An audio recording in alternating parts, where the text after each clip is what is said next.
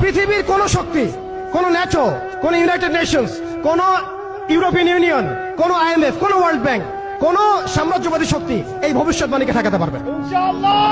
আপনি ওদেরকে চেষ্টা করতে দেন, সারা পৃথিবীর সমস্ত মুসলমানকে যদি এখন তারা মেরে ফেলে, তবু এই অকাট্য ভবিষ্যৎবাণী ইনশাআল্লাহ তাআলা তারা পাল্টাতে পারবে না।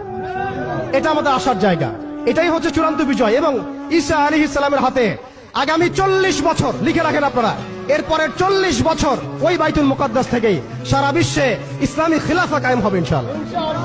যে খিলাফা শব্দটা এখন রাজনৈতিক ভাবে আপনারা নিতে পারেন না, হজম করতে পারেন না।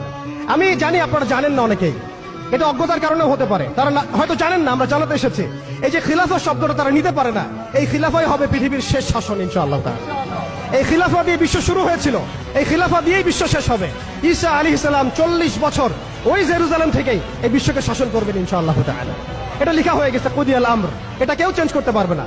এখন মাঝখানের এই সময়টুকুতে জায়নিস্ট আসলে কি করেছে এবং আমরা কোন কোন জায়গায় পিছিয়ে গেছি এবং আমাদের করণীয় কি হতে পারে, এটা আমি অল্প কথায় শেষ করে দিব। এক কথায় দেখুন, জায়নিস্ট মুভমেন্ট গঠন করার পরে তারা সর্বপ্রথম, ভালো করে খেয়াল করেন, তারা সর্বপ্রথম একটা ঐক্যবদ্ধ প্ল্যাটফর্ম এনেছে। আমরা দেখেন সারা বিশ্বে এখন পর্যন্ত মুসলিমরা একটা ঐক্যবদ্ধ প্ল্যাটফর্ম করতে পারি নাই। তারা ঐক্যবদ্ধ একটা প্ল্যাটফর্ম করেছে এবং সেই প্ল্যাটফর্মকে কেন্দ্র করে তারা সবার আগে খেলাফত ব্যবস্থাকে ধ্বংস করেছে। অটোম্যানদেরকে তারা পরাজিত করেছে। প্রথম বিশ্বযুদ্ধের সেই 1914 থেকে 18-এর মধ্যে তারা বাইতুল মুকাদ্দাসে প্রথম ঢুকেছে এবং তাদের সহযোগী ছিল পশ্চিমা বিশ্ব এবং ব্রিটেন। আজকে আমরা ইসরায়েলের এগেইনস্টে কথা বলি ঠিকই, কিন্তু পশ্চিমা বিশ্বের এগেইনস্টে আমরা কথা বলতে পারি না। আমরা ব্রিটেনের এগেইনস্টে কথা বলতে পারি না।